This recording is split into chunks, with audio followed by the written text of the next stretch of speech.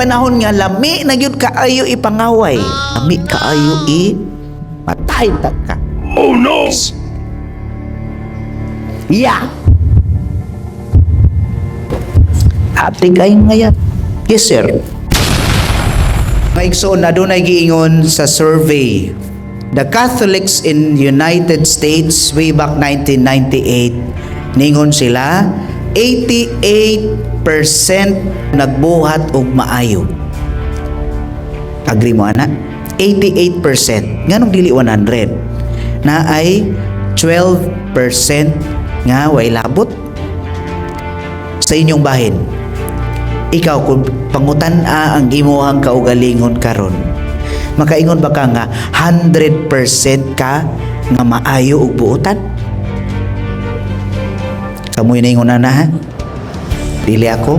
So, mo-agree mo sa giingon nga 88% nagbuhat og maayo, there's 12% nga mura og kaduda-dudahan. Oh no! Alanganin, bati, ang atong kinabuhi sama sa usa ka duwa nga tug of war. Kay balo man mong tug of war, di ba? It's between two parties. Duha ka buok nga both ends sa pikas, laing grupo sa pikas, laing grupo. Unya, pakusganay kung kinsay kusgan, kung kinsay mo daaw. Sa atong kinabuhi, gingon pa nga kitang tanan naa sa kalibutan mga tao, dunay mga maayo ug dunay mga bati. Agree dili? Agree. Pero mo agree pud ba mo nga ang matag usa naa kay bati ug naa po kay maayo? Pero again, 88% mas dako ang maayo nga tinguha nato kaysa gamay nga 12%. So kung mo agree mo ana, tinuod gyud ay. So Lord, sa atong kasing-kasing dunay duha atong gipakaon. Unsa man? Kining karnero ug ang lobo. Kung pangutan-on nato atong kaugalingon karon, kinsa ang imong gipakaon ug ayo? Ang karnero ba o ang lobo? Ngon magyuta karnero gyud pader. Of course, kay Kristohanon magyuta. So maningkamot gyud ta nga mubuhat sa maayo, mubuhat sa insakto, mubuhat sa mas angayan. Pero again, nganong naa may 12%? Naa may lobo nga nagpahipi sa atong pagkamaayo. Tungod sa bahid nga mansa nga atong nadawat napasa. Pero again, napapas na sa bunyag. Di ba? Pagka bunyag, gihugasan ka sa imong mga sala. Nalimpyo ka na gikan sa sala nga panulundon. Pero again, ang tao mupili gyud usahay. Mupalit gyud usahay og away. I tell you, every day, matag adlaw, we are confronted with the devil and the angel. Pili. Every day is a game between the devil and the angel. So Lord, sa atong kasing-kasing. And sometimes, kanunay man ta naning kamot, pero there are times nga lami kaayo ipalit. Naay panahon nga huyang ta. Naay panahon nga lami na gyud kaayo ipangaway. Pili pa lang. O dili lami kaayo panikad yun yung mga naong kung dili man ganita kabuhat sa atong una-una dugay rang gibuy-an. Matay ta ka. Pes. Yeah. Ate kayo mga yan. Yes, sir. Kung sa isugo ni mo, sir, naara ko. Anytime. Tinuod na. Diba? Sa panahon nga huyang ta, diha ta ikun. Diha ta mo gawas ang 12% nimo. Bisan 12% na siya, pwede nang mamahimong karong adlaw 100% ang evil sa imo ha. Mao na atong bantayan. Ingon sa atong ebanghelyo mga igsuon, ingon si Mateo, no? Nagistorya si Kristo sa iyang mga tinun-an.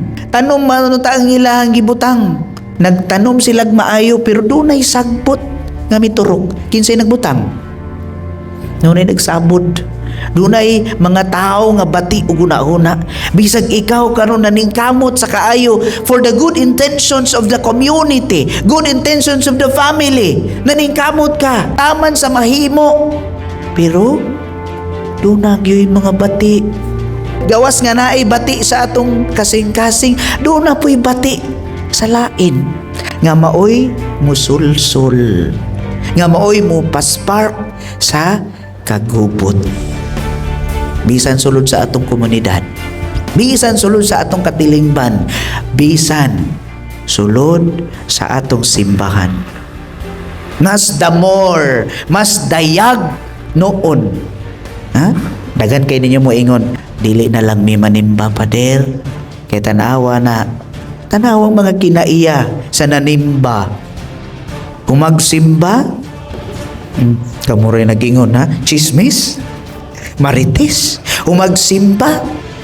Libak? Humagsimba? Murag dili manggani katagad sa imuhang silingan o ang imong kontra, di gyapon ko kaya. Number 1, kontra na to, pride. Kabalo mo rin ining pride, nani siya manghod, nga dili kayo halata. Ang pride, di naman na gani halata ang pride, di ba? Ano mo na, klaro mo na. Nya na pa, manghod ana, insecurity. Mutaas ang kilay, kay siya nindot na ugbiyay. Mutaas kay mas ni Asinso ang silingan. Ikaw ni Asinso, di na kabalong mo ila. You are feeding your inner demon. Di ba? Mauna atong bantayan mga igsuon. The parable of the wheat and the weeds. Sambingay ni Kristo nga iyang gipasayon nga ang kinabuhi di ay ingon ana. Ingon ang mga tinunan. Unsa man ni Kristo? Among ibton, among pulongon, among kuhaon ang sagbot aron dili makasamok sa mga tanom nga atong gitanom gipugas. Ingon si Kristo, ayaw. No. Kung ibton nimo kini, unsa man, naaragyapoy mo turok. Naaragyapoy magsamok-samok.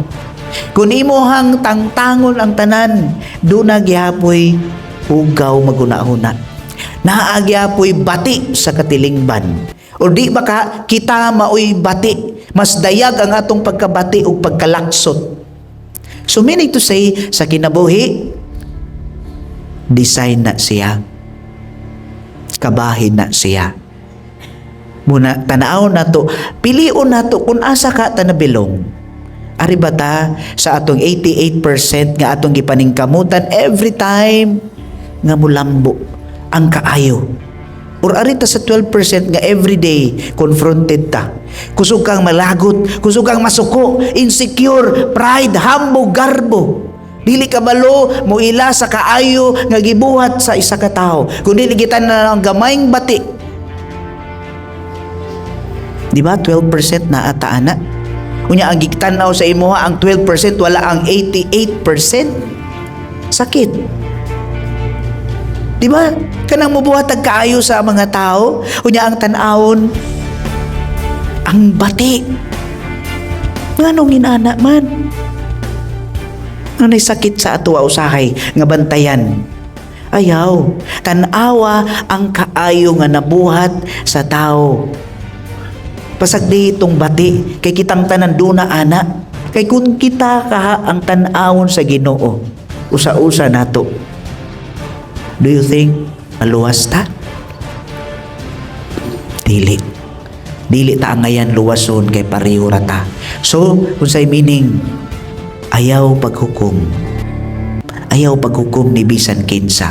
Bisag unsa na sa kabati, bisag unsa na sa ka-drug addict. Adik ko nimo kay drug addict ka. Adik ko nimo kay kawatan ka. Inomdumi. Dunay gamay nga naay nagpahipi niya. Perhaps ang iyang pagkabati karon nitubo lang na, pero munaog na siya time to time. Buutan ug maayo ka na kay ngano gihimo o gimugna ang usa ka tawo subay sa dagway sa atong Ginoo. Wala kay katungod nga mohukom sa usa ka tawo. Ang Dios ra ang mohukom. In fact, niingon si Kristo sa Ebanghelyo, ayaw ita kay ako ray mo pili ni ana sa hustong panahon, ilahi ug sunugon sila ug ang mga maayo ibutang sa akong lawak, sa akong gingharian. Busa mga igsoon, kung sa may mensahe, atong tanaw ng atong pagkabati. Now, kung makarealize ka, unsa pud ang akong klase nga bati, padayon ba na nimo? Imo ba ng kanunay ipakaon para manambok? Labi ng garbo, balik-balikon yun ng garbo, kay murag dali ra magug kain na. Kaya bisan naalang sa una-una, magpuyo yun na. Kaya di man na kayo obvious. Dili man na kayo halata. Sulod sa pamilya, daghan kaayo. There are many stories in the families. Dili magtagad, magpinatyanay tungod sa garbo. Undang na taana.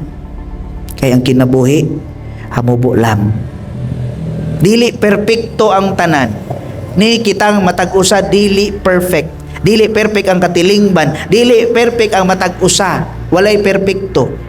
Busa kitang tanan maningkamot nga patubuon nato ang maayong hiyas nga naa sa atong kasing-kasing.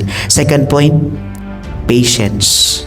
For us to continue on uban sa grasya sa Dios, patience. Kay kita nanginabuhi diri sa kalibutan uban sa grasya sa Dios, pero dunay gisabod nga demonyo. Dunay nag-uban nga di maayong espiritu. So for us to sustain patience. Every day confronted ta og patience sa pamilya, sa mga nag-asawa, sa mga anak, sa katilingban. Asa ka ni join nga community, sa giwanon community nga arang kadasig na ayun na ginagmay. Pero kung ikaw imong gipaningkamutan o gipili nga kining 88% dili nako ni makuhaan, at least man lang 88 pasaka kanunay, kita magpuyo diha sa gugma kalinaw uban sa grasya sa Dios, sa matag usa ug sa matag adlaw sa atong kinabuhi.